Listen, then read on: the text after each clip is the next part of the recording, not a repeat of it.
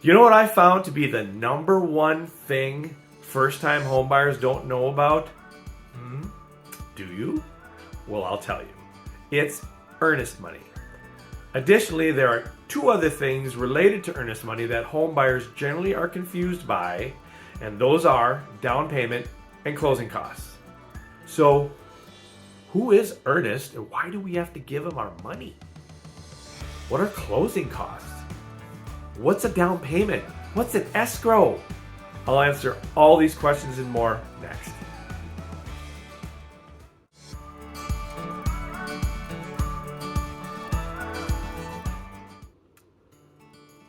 Hello again, everyone. My name is Jim Davidge with Vibrant Homes of Vibrant Realty. I specialize in families on the move, focused mostly on the western suburbs of the Twin Cities. All right, then, let's find out who Earnest is. Now, obviously, you know that Earnest is not a person, I hope. It's actually an action. So let me explain. When an offer is made on a property, the buyer will provide earnest money, meaning you are in earnest or you are sincere about buying the property. To put it more frankly, you're putting money where your mouth is, or you now have skin in the game, which is a phrase I'm sure that you've heard. The amount of earnest money is generally about 1% of the purchase price. And today, when you submit an offer, you don't supply a check anymore, which is what I did the first time I bought a home way back in 1993. What you do currently is once your offer is accepted, you have 2 to 3 days to either wire the money or write a check to the brokerage listing the home, or you can send it to the title company that's going to be closing the transaction. More on title companies later. It then goes into what's called an escrow account. An escrow account is simply a third-party account holding the money for two other parties until all the rules for accessing the money have been satisfied. And for all you HGTV junkies who watch those house flipping shows, this is what they mean by having a home in escrow. It's deposited earnest money and an accepted offer. Here in Minnesota, we just call them an accepted offer with a contingency. OMG, another new term, contingency.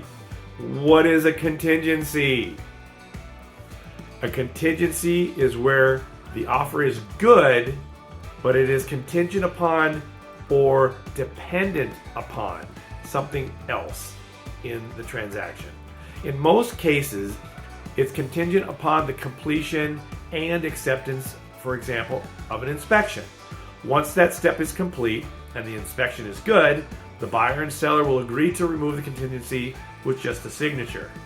Whew. That was a lot. Okay, let's take the mystery out of down payment and closing costs. First, let's talk down payment because it's directly affected by earnest money.